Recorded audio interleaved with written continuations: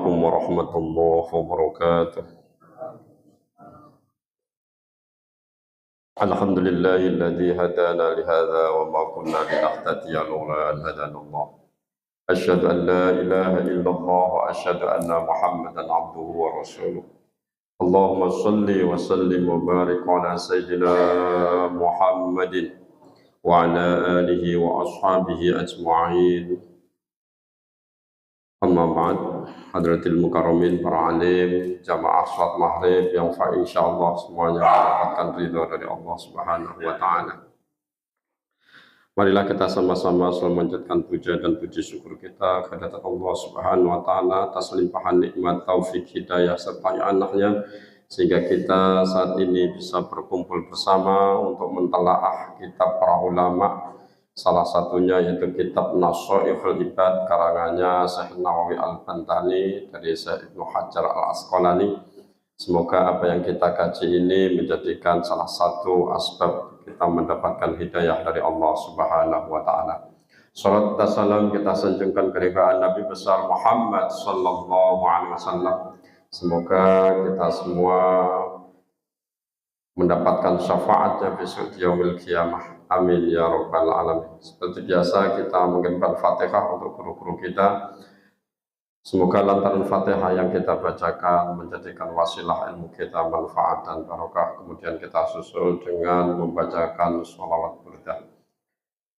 Al-adina wal madin salihah wa la hadratin Nabi Mustafa Muhammad sallallahu alaihi wasallam wa ala alihi wa aswajihi wa dhurriyyatihi وقربته من الأنبياء والمرسلين والأولياء والشهداء والصالحين والصحابة والتابعين والعلماء والمصنفين وجميع الملائكة المقربين ثم خصوصا شيخ عبد القادر الجيلاني وخصوصا جميع الكرام منهم شيخ يعرف شيخ طرحان شهرواني شيخ مرقس نبي شيخ مغرسات شيخ محمد فتحي شيخ سنتي شيخ مسكور وخصوصا مؤلف هذا الكتاب شيخ شهاب الدين ابن حجر العسقلاني وشيخ نووي البنتاني شيء لله لهم الفاتحة.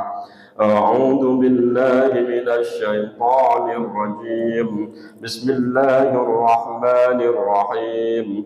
الحمد لله رب العالمين الرحمن الرحيم مالك يوم الدين إياك نعبد وإياك نستعين اهدنا الصراط المستقيم صراط الذين أنعمت عليهم غير المغضوب عليهم ولا الضالين آمين. اللهم صل وسلم وبارك عليه وعلى آله.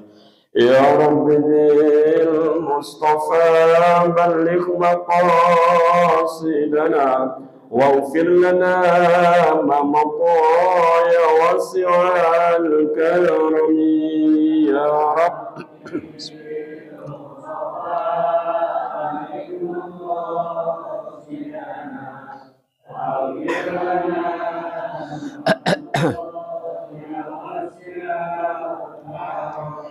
أمن تذكر جيران بذي سلم مزجت دمعا جرى من مقلة بدمي يا رب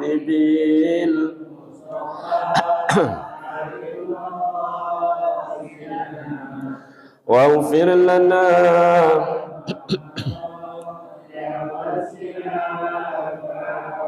محمد سيد الكونين والثقلين والفريقين من عرب ومن عجم يا رب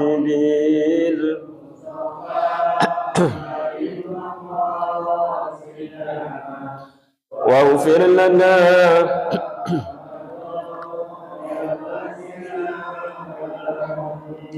هو الحبيب الذي ترجى شفاعته لكل هول من الأهوال مقتحم يا رب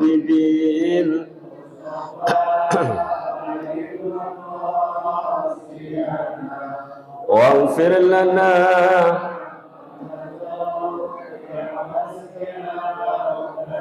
مولاي صل وسلم دائما أبدا على الحبيب كخير خلق كلهم يا رب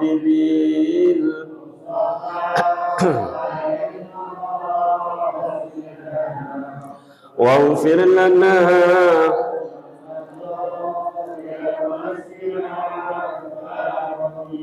يا أرحم الراحمين يا أرحم الراحمين يا أرحم الراحمين فرج على المسلمين يا ربي بلغ مقام واغفر لنا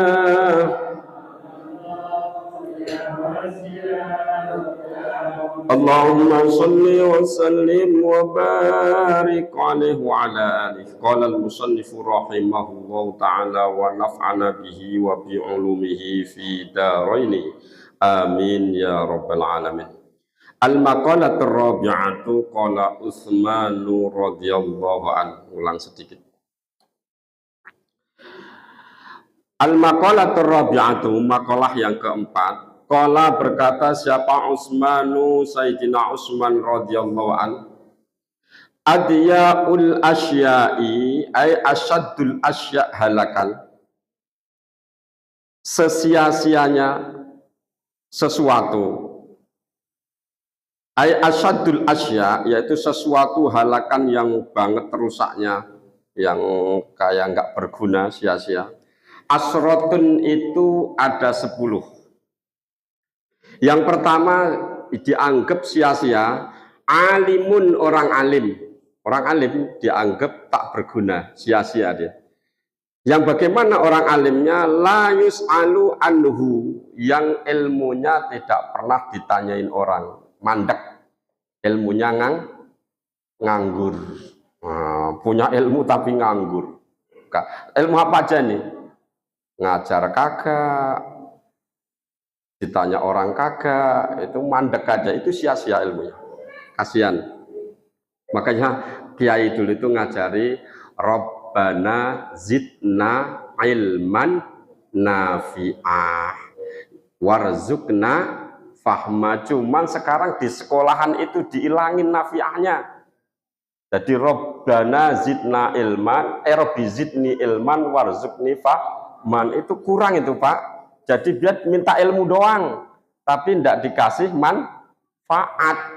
Harusnya ilmu itu gandengannya manfaat. Kalau punya ilmu, banyak orang punya ilmu, tapi manfaatnya enggak, akhirnya buat ngadalin orang, ngakalin orang. Makanya orang-orang sekarang tuh yang ngakal-ngakalin kan bukan orang bodoh. Yang ngakalin orang pinter, karena ilmunya apa? Tidak manfaat. Makanya diminta itu ilmun nafiun, ilmu yang bermanfaat. Tambahin lagi wabarokah, ilmu manfaat dan berkah. Apa Pak barokah dulu Pak? Mahwal barokah apa dulu barokah Bu? Barokah apa Bu? Tazidul khair was sa'adah.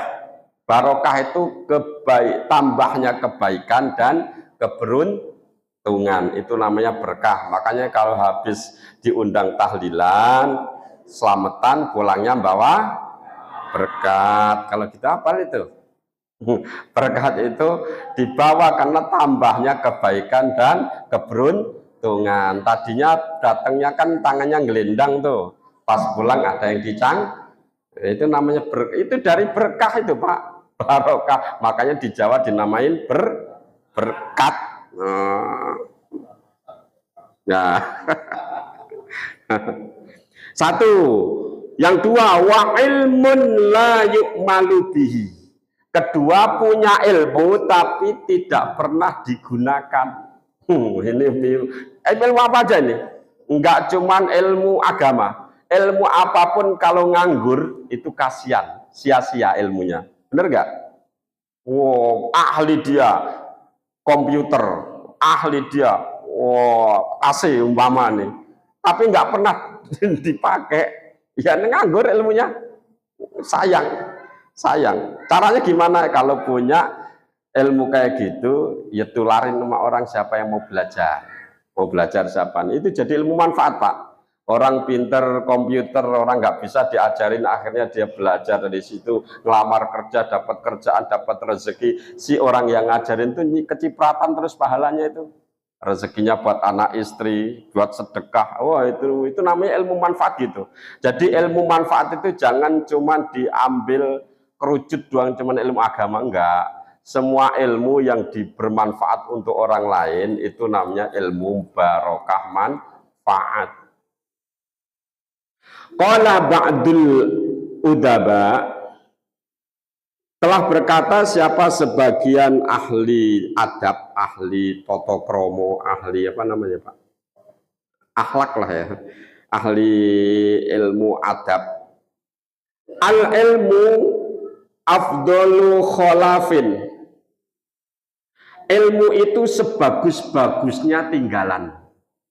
Sebagus-bagusnya warisan itu ilmu. Kalau orang ditinggalin harta, nggak bisa mengelola, habis. Ditinggalin, apalagi Pak? Selain harta apa? Pangkat, derajat, itu juga kalau nggak amanah, habis. Tapi kalau ditinggalin ilmu, insya Allah berguna terus. Makanya al ilmu afdolu kholafin. Ilmu itu sebagus-bagusnya tinggalan. Wal amalu bihi akmalu syarofin. Sedangkan mengamalkan ilmu yang diketahui itu sempurnanya kemuliaan. Kalau orang punya ilmu terus diamalkan, wow itu luar biasa. Lah kita ngerti ini ilmu tentang sholat, wudhu, ilmu bangun malam, sholat tahajud, ilmu kalau ketika kita mau sholat subuh itu lebih baik sholat qobliyah dulu atau namanya sholat fajar. Kok kita bisa menjalankan? Wah itu namanya asroful akmalus syaraf. Sesempurnanya kemuliaan. Waro'yun yang sia-sia, waro'yun dan pendapat, tadbirun yaitu pendapat, soabun yang benar. Kita rapat nih, punya pendapat usulan yang luar biasa semestinya, cakep. Tapi lahayuk balu nggak diterima, itu juga sia-sia Pak. Kita lagi ada diskusi nih, pendapat kita tuh udah bagus tuh. Wow. Ternyata kita kalah voting. Itu pendapat itu sia-sia, bukan berarti ilmunya sia-sia, enggak, pendapatnya itu sia-sia karena enggak kepake. Wasilahun dan punya pedang enggak Pak? Punyanya pistol. Wasilahun dan senjata, ini senjata aja dah. Layus tak malu yang tidak digunakan, punya senjata nganggur. Di sini maksudnya pedang, tapi nggak dibuat perang. Zaman dulu kan zaman Rasulullah itu perangnya pakai pedang. Sepaling hebat-hebatnya itu panah. Sama manjanik tau nggak manjanik? Manjanik itu ketapel, tapi kayak bom tuh. Nariknya berapa orang, itu namanya manjanik Pak. Terus diisi bola api, itu udah paling hebat dulu. Sehebat-hebatnya itu dulu tuh. Nah, ini namanya manjanik. Manjanik itu bentuknya kayak ketapel, tapi ditarik orang banyak, isinya itu biasanya bola api itu. Warik itu, weng, kayak bom. Nah, itu udah hebat ya. Nah, sekarang mah orang itu semua udah enggak ini, udah ketinggalan. Sekarang mah pencet bom. Makanya kayak mana Palestina porak-poranda, karena apa? Bom terus dihajar. Lah pendukungnya yang ngebomin Allah balas, yaitu lewat kebakaran. Di mana itu Pak? Los Angeles, Amerika. Itu sebagian orang Muslim, sebagian besar itu pada seneng deh. Karena sebelum itu Donald Trump kan mau membuat neraka di Timur Tengah, terutama di Gaza. Sehari setelah mengucapkan itu terjadilah bencana yang luar biasa. Itu Allah. Kalau Allah sudah kun fayakun, siapa yang bisa menolak? Wasilahun la yusta'malu wa masjidun la yusalli fihi wa masjidun la yusalliya fihi, dan masjid yang tidak pernah buat sholat. Ada enggak? Masjid tapi nganggur. Ada enggak, Pak? Ada, Pak, tapi enggak tahu di mana. Tapi ada. Saya pernah dengar itu ada masjid yang saking nggak pernah dibuat sholat, malah dibikin kandang sapi katanya. Ya Pak, bener ya? Kandang kambing atau kandang sapi itu di luarnya atau dalamnya nggak tahu. Itu kan.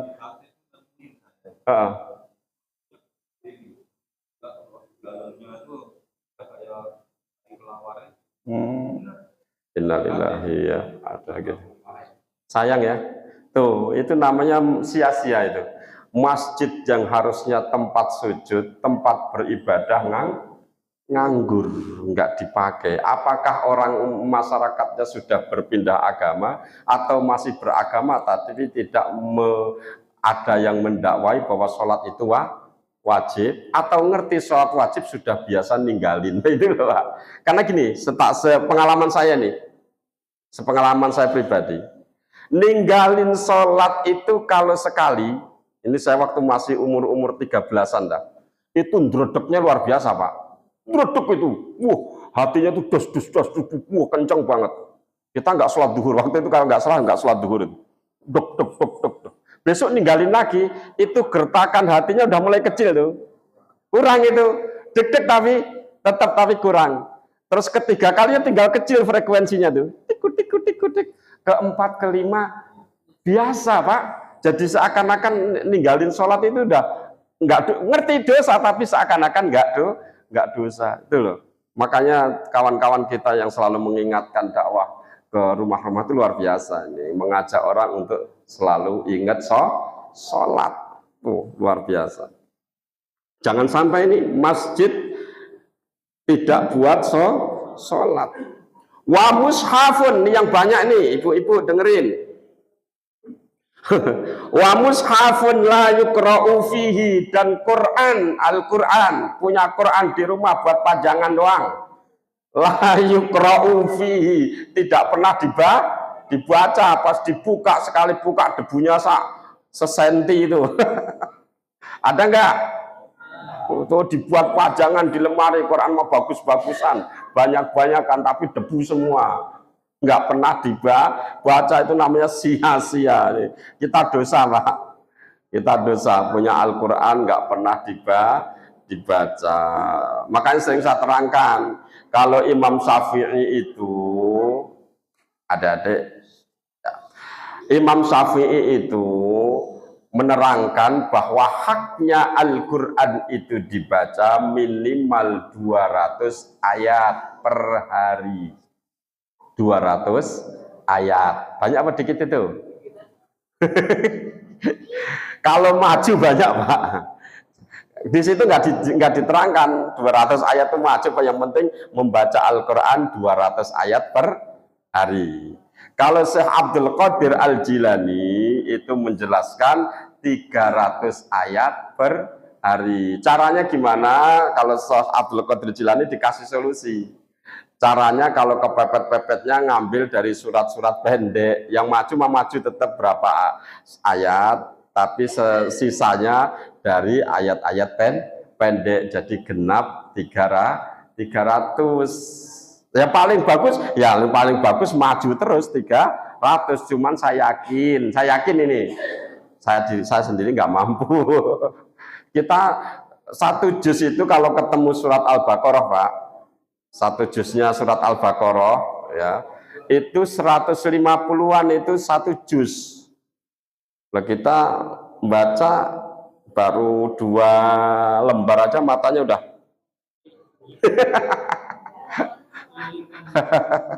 Tuh. Ya caranya gitu, ditrikin lah, ditrik. Triknya tadi, baca tetap berapa ayat ditarget, paling tidak 50 ayat lah minimal yang maju itu. Selanjutnya sisanya ditambahin tuh Yasin, Waqiah, Tabarok, Ar-Rahman, kurang lagi tambah surat pendek. Pas besok kalau dimintai pertanggungjawaban di akhirat sudah 300 ayat. Kenapa haknya segitu? Karena besok kita itu dimintai pertanggungjawaban. Al-Quran akan bela kita gitu. Makanya Quran itu kan doanya kan munisan lahu wa nuron fil qabri wa yaumal kiamah. Di kuburan jadi cahaya, di akhirat jadi safian penolong itu. Makanya kenapa kita baca Al-Quran. Wa malun la yunfa'u minhu, dan harta yang tidak diyungfaku, yang tidak diinfakkan, harta yang nganggur, nabung setumpuk-tumpuk, sedekah nggak nabung, wah di mana-mana harta, di sini rumah dia, di sana rumah dia, numpuk tuh, belum duitnya, belum mobilnya, belum motornya, besok itu mintai pertanggungjawaban, berat itu. Makanya sampai saya sering terangkan tuh, ada 4 perkara yang besok di yaumil kiamah itu kita akan tetap di situ, dijemur di panasnya matahari, hatta yus'ala, sehingga 4 perkara ini dipertanyakan. Salah satunya apa? Wa malun, harta, min ainak tasabahu wa fima angfakohu, harta itu kamu dapat dari mana? Dan setelah dapat, ini harta udah diteliti nih, ternyata halal, wafima yang fa'u, dan dimanfaatkan untuk apa? Ini besok dipertanyakan. Makanya berat Pak, pertanyaan paling berat itu semestinya pertanggungjawaban kita itu di harta Pak. Ini paling berat itu. Oke lah kita sholat, oke udah ya, sholat kelar, ibadah-ibadah yang lain kelar, maksiat-maksiat besar sudah kita nggak jalanin gitu ya. Nah ini ada pertanggungjawaban nih yang paling berat nih, harta ini. Ini yang jadi penghalang cepatnya masuk surga. Kenapa saya bilang gitu? Karena hadisnya jelas bahwa orang yang tidak punya, orang yang miskin di dunia nggak punya apa-apa, dari lahir sampai mati hidupnya ngontrak melulu umpamane, susah pokoknya hidupnya, makan juga makan hari ini besok pusing nyari lagi, nah, itu udah menikmati kenikmatan surga 500 tahun dia udah nikmati, yang orang kaya baunya aja belum dapat. Makanya saya bilang harta itu luar biasa. Luar biasa harta. Wa khailun, dan jaran, apa jaran? Kuda. La turkabu, yang tidak pernah dinaikin, punya jaran, didiemin aja, kasih makan. Mas ini kuda perang nih dimaksud khail di sini. Punya kuda tapi nggak pernah dimanfaatin, punya motor dianggur, punya motor nganggur, punya mobil nganggur, bayar pajak terus itu namanya kendaraan. Si khail ini saatnya kendaraannya dah. Di sini artinya kuda dan kendaraan yang nganggur, pas mau manasin nggak taunya akinya sudah soak. Bener ya, kalau nggak pernah dipakai soak ya, soak. Nah, itu namanya hal yang tadi apa, sia-sia. Wa'il, ini yang kita kena nih. Wa'il muzuhdi fi batni man yuridud dunya. Ilmu tentang zuhud tapi dimiliki oleh orang yang cinta dunia. Ini nih ya. Zuhud itu apa sih zuhud? Zuhud itu kalau kiai saya menerangkan itu, hatinya tidak kumantil dunia. Apa sih? Kumantil itu apa sih bahasa Indonesianya? Hah? Pokoknya nggak ada pikiran dunia aja dah. Ya, tidak ketergantungan dunia. Dia punya harta, tapi pikirannya bukan untuk harta, gitu lah. Itu namanya zuhud. Zuhud itu pokoknya hatinya nggak ada terbersit mikirin tentang dunia. Kaya boleh. Jadi orang tidak boleh, oh zuhud itu harus miskin, salah. Zuhud itu tidak harus miskin, tapi hatinya tidak terlalu tergantung sama dunia. Ya, dulu saya terangkan tuh. Saya punya guru namanya Kiai Mahfud. Kiai Mahfud itu dulu, saya ulang lagi nggak apa-apa ya Pak ya. Dulu Kiai Mahfud itu punya selepan apa? Untuk giling padi itu. Penggilingan padi sekaligus gudangnya. Truknya 2, itu kebakaran Pak. Habis itu.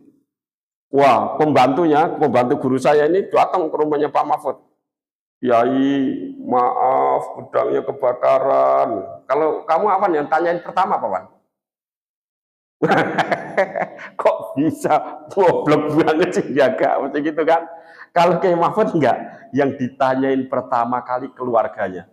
Terus istrimu, anak-anakmu gimana? Alhamdulillah selamat ya. Udah, itu paling penting. Itu Pak. Itu luar biasa itu. Padahal truknya 2 habis, gudangnya habis, selepannya hancur. Itu yang ditanyain pertama kali bukan hartanya, tapi keluarga yang jaga. Keluargamu gimana? Alhamdulillah selamat semua, anak-anak selamat. Ya udah, itu yang paling terpenting. Harta mah biarin aja. Itu contoh ini, contoh orang yang zuhud gitu Pak. Kalau kita mah enggak, yakin itu mukanya merah padam, ya kan? Wus langsung ngos-ngosan ngomel nggak karuan itu. Habis itu pembantunya. Orang jago gitu nggak bisa, hancur lah. Tapi Kiai saya itu Pak Mahfud itu luar biasa itu. Bisa sesabar itu.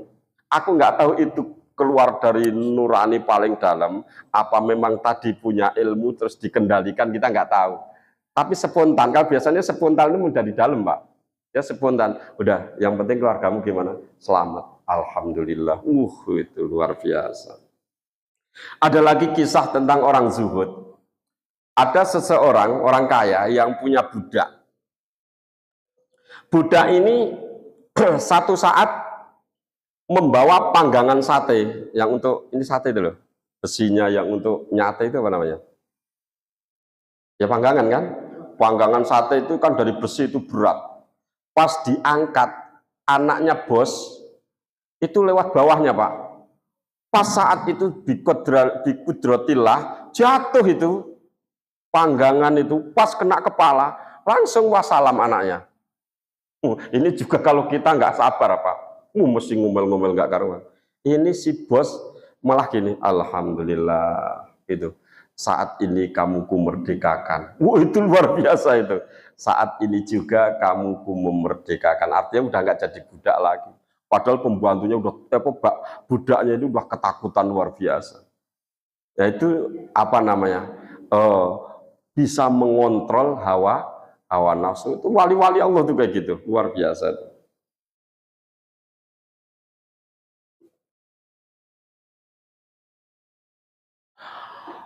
Waqad ruya anin Nabi sallallahu alaihi wasallam annahu qol man izdada fil ilmi, barang siapa yang tambah ilmunya, man izdada fil ilmi, barang siapa yang tambah di dalam ilmu, apanya yang tambah? Rusdan, pinternya. Orang itu tambah pinter.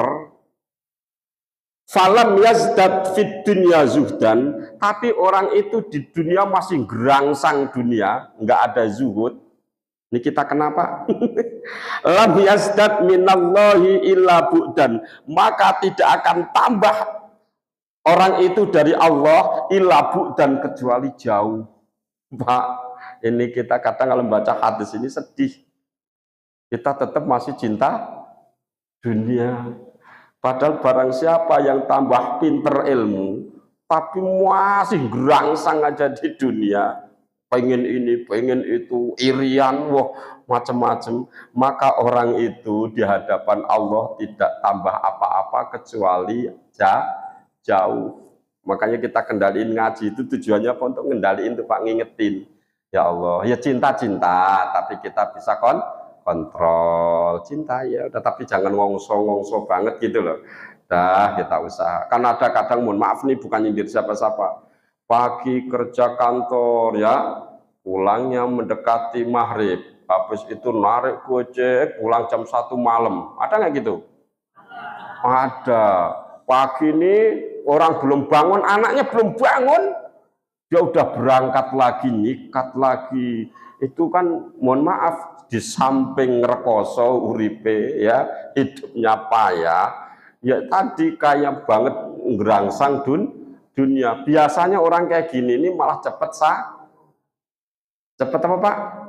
Sakit, badannya nggak kuat, digeber terus. Tuh, ada nggak kayak gitu? Ada. Ada. Boleh nyari tapi ya jangan temen-temen gitu. Karena ada kekuatannya masing-masing. Badan itu punya kekuatan. Jangan melewati batas. Tuh. Makanya Rasulullah itu membagi waktu menjadi 3. Sepertiga untuk Allah, sepertiga untuk istirahat, sepertiga untuk keluarga dan maisah tuh Rasulullah. Itu artinya kita nggak boleh wah lagi rajin-rajinnya ibadah nih pagi sampai sore puasa harian, malamnya tahajud dari jam 10 sampai pagi geber gitu ya nggak boleh juga. Ini namanya nyiksa badan itu. Kecuali memang Allah kasih kemampuan. Wa umrun selanjutnya, wa umrun tawilun dikasih umur yang panjang. La yutazawwadu fihi li safarihi ila daril akhirah. Dikasih umur panjang tapi tidak dipersiapkan untuk kehidupan akhirat nih Pak. Kita makanya minta umur itu umur panjang ya, tapi umur panjang yang barokah. Kayak kalau kita suruh doain anak ulang tahun itu ya kita doain semoga umurnya panjang umur yang berkah. Kalau menurut Buya Hamka, menurut Buya Hamka, umur panjang itu enggak berarti umurnya itu panjang banget, enggak. Tapi umur itu bermanfaat, itu namanya umur panjang. Contohnya siapa? Imam Syafi'i. Imam Syafi'i itu umurnya 54 Pak. Ada yang di sini umurnya di atas 54? Saya itu udah mendekati 50 nih. Tapi kalau seumur Imam Syafi'i tinggal 4 tahun lagi. Ada yang lebih, itu bonus dari umurnya Imam Syafi'i itu. Imam Syafi'i itu umurnya cuma 54, tapi ilmunya sampai sekarang masih dipakai terus. Lah itu namanya panjang umur tuh, karena nggak akan mati. Orangnya sudah wafat secara dohir, tapi aslinya masih hidup. Tuh ya disebut-sebut di Fatihah, pokoknya terus itu. Itu umurnya cuma 54 tahun Pak. Makanya ini yang umurnya sudah mendekati 60 tuh ya udah sinyal-sinyal. Apalagi yang udah 60 lebih. Pak Kasnya berapa? 68 itu udah bonus Nabi itu. Nabi itu 62 sekian. Semestinya nggak sampai 63 Pak. Nabi itu nggak sampai lempeng 63. 62 10 bulan sekian hari gitu, tapi dibulatkan menjadi 63 untuk gampang. Nah itu kalau kita nih Pak Kaban ada 65 belum Pak Kaban? Hah? Udah bonus, nggak tahunya udah pada banyak. Iya ya. Tuh kita udah bonus banyak tuh Pak, alhamdulillah, masih seger. Makanya udahlah kalau kita yang mulai, ini kita ngingetin tuh Irwan tuh mendekati 40 ya Bang. Udah melihat tuh? Oke, masih anak kecil Bang.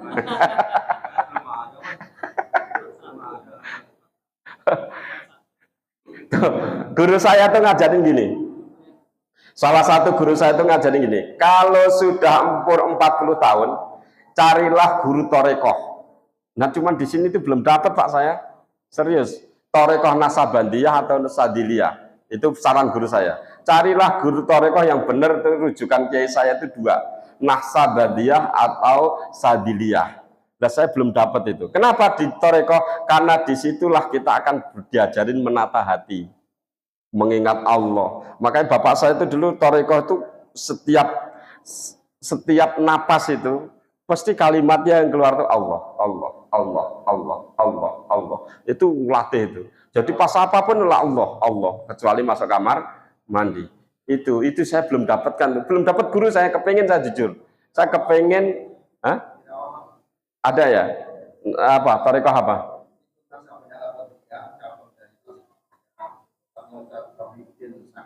Ya, ntar kapan-kapan dah kita berguru. Karena umur saya udah mendekati 50, jadi harus tarekoh nih. Kakek saya gitu, anak santri kata kakek saya, kalau bisa pokoknya umur 40 tahun itu harus sudah mulai masuk tarekoh supaya hati kalian itu tidak gemerungsung dunia. Itu saya kepengen tuh. Nah, moga-moga kapan-kapan dipertemukan guru yang namanya murabi ya, guru tarekoh itu, mursyid murabi ya. Itu kalau ketemu itu insya Allah kita tapi kalau jangan sampai ada tarekoh-tarekoh yang sesat Pak, kalau salah kita juga bisa sesat itu. Ya, jangan sampai itu. Nah, kita belajar di situ.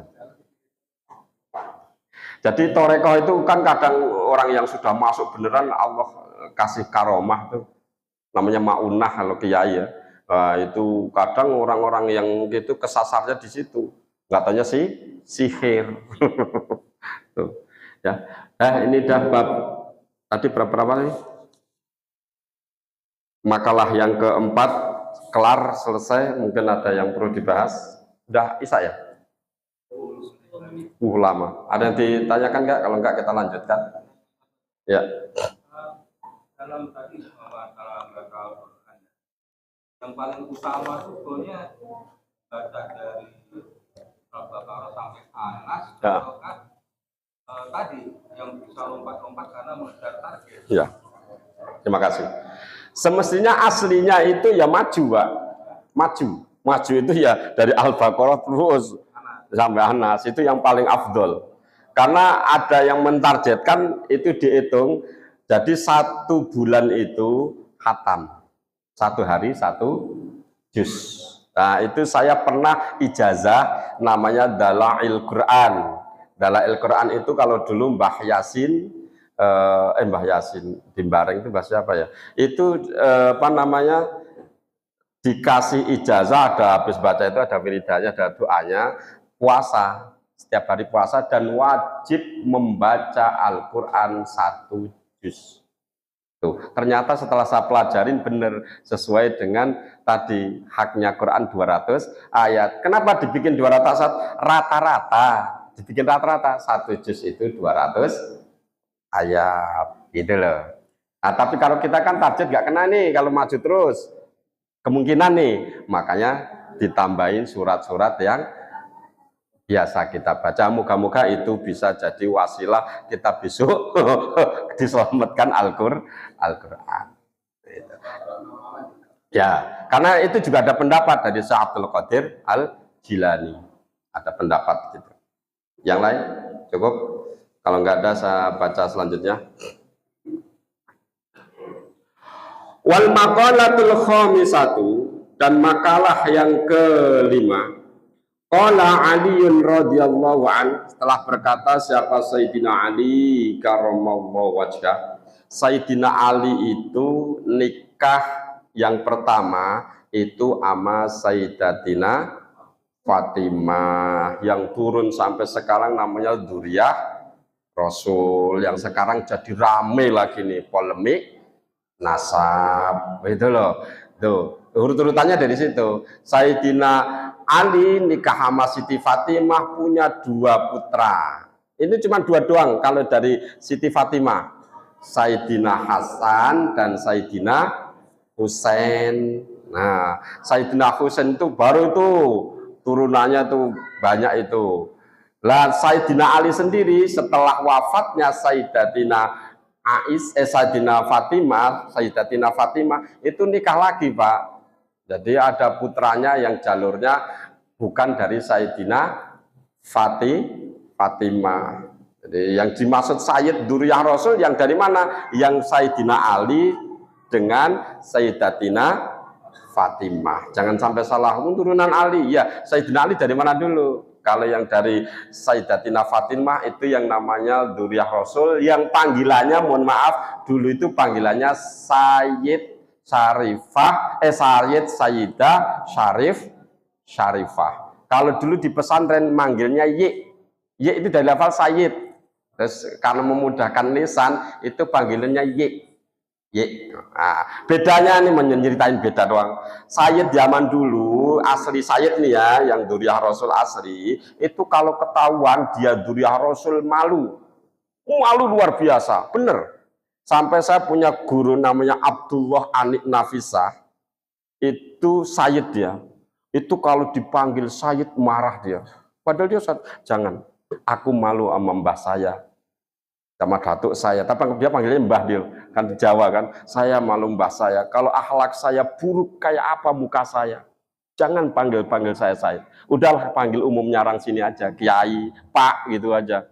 Nah kita biasa manggilnya Pak Yai Abdullah Anik Nafisa, itu aslinya saya, tapi nggak mau Pak, saya kan akrab dulu, sangat akrab dulu, kemana-mana diajak, pernah manggil saya diomel-omeli. nggak boleh, jangan manggil Sayyid. Kenapa? Karena itu mereka tuh akhlaknya luar biasa, nggak pamer duriah, nggak pamer nasab. Ya itu. Nah, sekarang yang lagi gencar itu kita pokoknya yang paling mulia di hadapan Allah, inna akramakum indallahi atqakum. Mudahlah itu kunci kita. Yang paling mulia di hadapan Allah adalah orang yang paling bertakwa. Siapapun itu orangnya, mau anaknya sultan, anaknya raja, anaknya presiden, kalau nggak punya akhlak ya bukan akramakum. Anaknya orang biasa, petani, gojek, satpam, security, semuanya kalau akhlaknya mulia, ya kita muliakan karena Allah memuliakan. Tuh. Al-ilmu khairu mirathin. Ilmu itu sebagus-bagusnya warisan.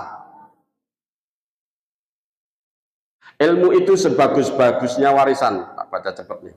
Ruya annahu sallallahu alaihi wasallam qala, akrimul ulama, muliakanlah orang yang ahli ilmu. Ulama itu jamak dari alimun, ulama.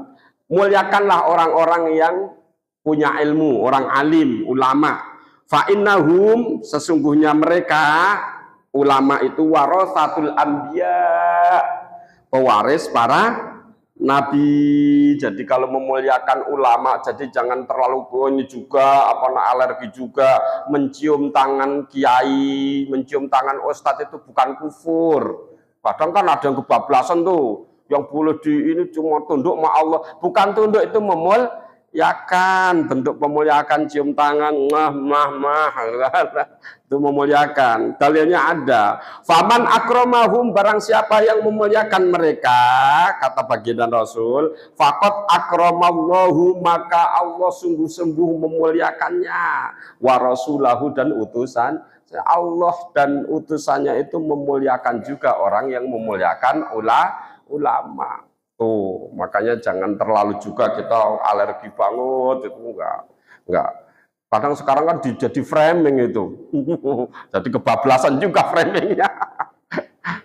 Itu boleh tapi jangan kebablasan juga sampai kaki-kaki dicium gitu ya. Itu namanya kebablasan itu. Ya cium aja tangan, cap-cap. Kiai saya nggak ngelarang kalau cium tangan. Tapi kalau kita duduk di bawah, kiai di atas dia nggak mau. Saya pernah diomelin tuh. Saya sowan mau pulang, saya duduk di bawah, kiai lagi di kursi. Enggak, naik, duduk atas. Aku nggak suka gitu. Itu diomeli saya. Saya diomeli. Padahal kita maunya nggak pantas gitu lah, kita duduk sejajar, dia ilmunya tinggi, tapi kiai nggak mau. Udah duduk di atas. Cium tangan boleh, tapi duduk tetap di atas. Itu kiai saya itu. Itu kiai dulu tuh luar biasa Pak, mulia-mulianya. Demikian yang dapat saya sampaikan satu dulu, karena waktunya sudah habis ya. Apabila ada kalimat-kalimat keterangan kami yang kurang pas, kurang berkenan atau salah, itu mungkin dari kami pribadi. Kalau benar dari Allah Subhanahu wa taala, semoga kitab Nashaikhul Ibad yang kami baca ini membawa kemanfaatan bagi kita di dunia wal akhirah. Mari kita tutup dengan bacaan Fatihah. Al-Adinah wal-Qadin Sholihah Al-Fatihah. A'udzu billahi minasyaitonir rajim. Bismillahirrahmanirrahim. Alhamdulillahi rabbil alamin. Arrahmanir rahim. Maliki yaumiddin. Iyyaka na'budu wa iyyaka nasta'in. Ihdinas siratal mustaqim. صراط الذين أنعمت عليهم غير المغضوب عليهم ولا الضالين آمين. السلام عليكم ورحمة الله وبركاته.